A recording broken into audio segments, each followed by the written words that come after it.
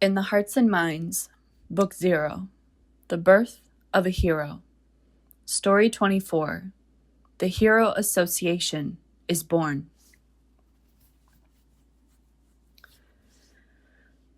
For this party, Vardy had been assisted by a creaking woman with a sharp bun and a business professional dress that struck Vardy as remarkably similar to a maid's outfit.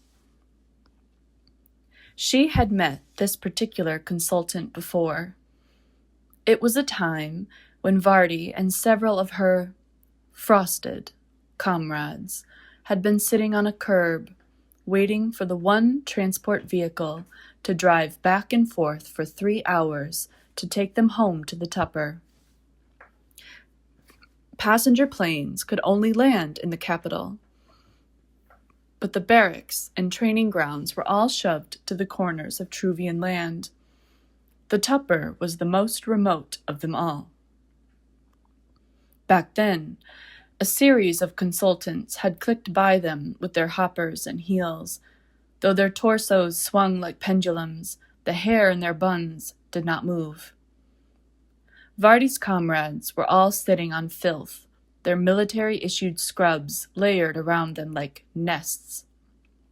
Every single piece had that light blue band telling everyone in the world who they were, what they were.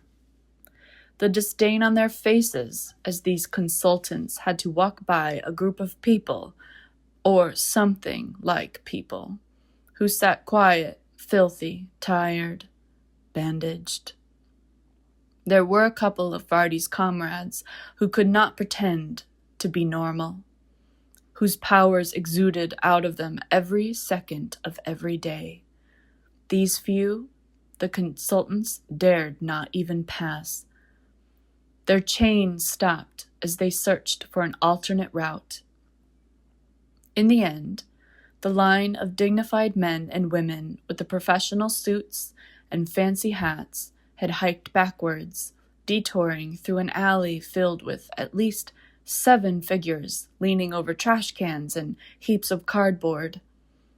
At least they were human, the consultants must have thought. When this creaking woman first saw Vardy today, she'd beamed a red-lipped smile, complete with aged but charming dimples.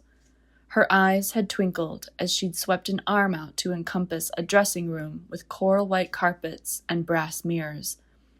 "Right this way, please. Welcome, welcome!"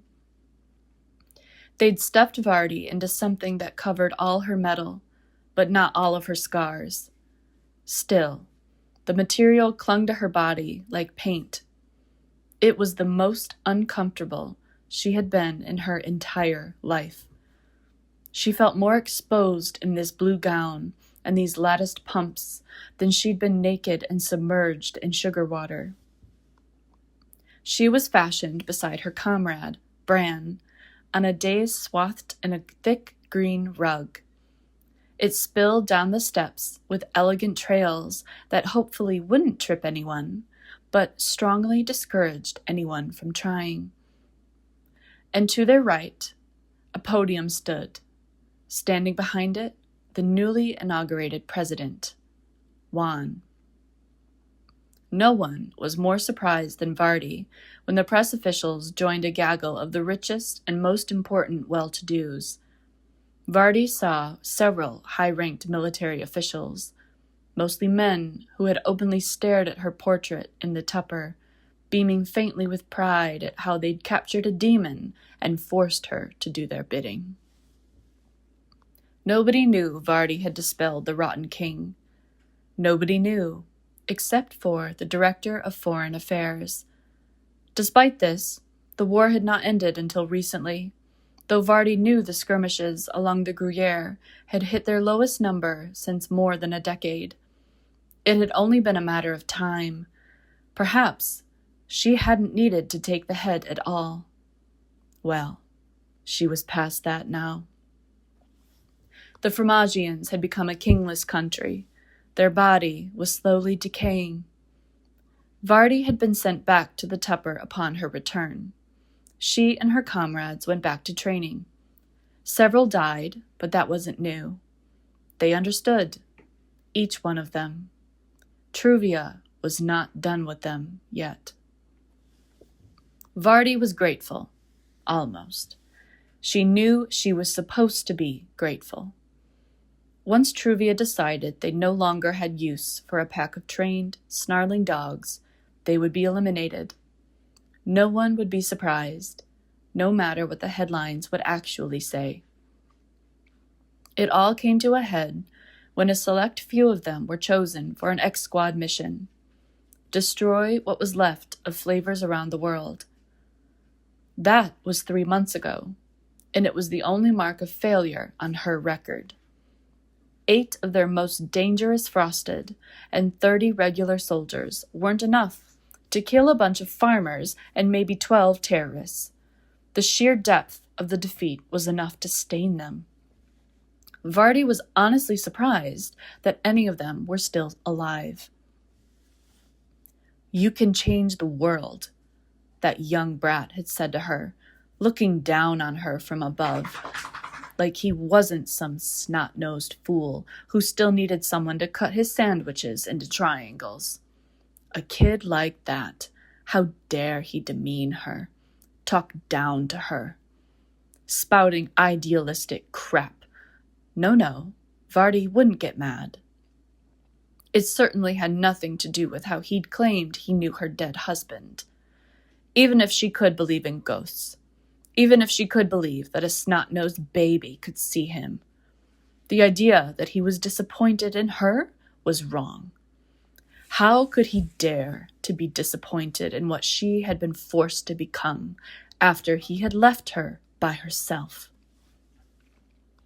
"This country has made its last steps into independence," President Wahn said. His voice wasn't like the other ones, or the one before him. Truvia's first CEO had had the voice of a bear. Vardy believed every word he spoke instantly.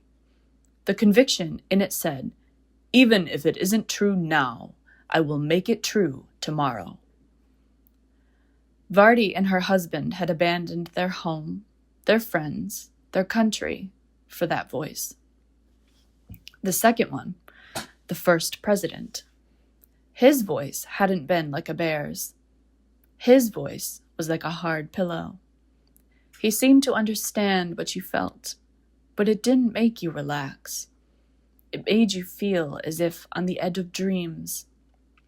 You were awake enough to remember that you were most likely dreaming, but President Berman's voice told you that to dream was to live. President Wahn's voice was overly friendly. It wasn't very commanding. It wasn't very inspiring. He spoke words that he'd not written, and you knew it. He reminded Vardy of one of her commanding officers. He had a script, he had someone telling him to say it, and that was all. Vardy supposed it was better to follow 2 inspiring men with an equally uninspiring one. Who could ever beat President Berman or his father, anyway? "The burden of proving we are who we say we are is over," President Wahn continued, to the sound of shutters clicking and pens scribbling. The gaggle of reporters didn't look at Vardy and Bran often, so while their newly elected leader said the same message using different words, rinse, repeat, no one cared about all of the primping and polishing she had undergone just to stand on this dais. A statue, a decoration, just like her portrait in the Tupper. "You seem bored," Bran said, politely coughing into his fist to hide his talking mouth. As his chin turned, Vardy saw the unshaven shadow of stubble. She blinked, perturbed. He had grown old enough to possess facial hair? "Shut it, Brain," she dismissed, hoping that was the last of it. Vardy knew all about traitors, and she knew all about Bran, his sibling. The last thing she wanted was to be associated with even the smallest taint of a terrorist faction. The thought Unnerved, Vardy. A hand fluttered up to the wreaths of pearls draped around her neck like a strangling rope, and she tried to connect her sudden desire for self-preservation with the words of that dumb brat. You have the power to change the world. You think loyalty will keep you safe? Will they ask you to stop your breathing too? Vardy whispered the next part just as the president took a breath, face red and jubilant, like he had single-handedly fought off the Fromaggian kingdom for 30 years. Then what was the point of doing anything in the first place? President Wahn gazed at Vardy with the look of a wild animal stunned by a beam of light. Several shutter clicks punctuated the brief pause, but then the man who had the most power in the room brightened, considerably obscene.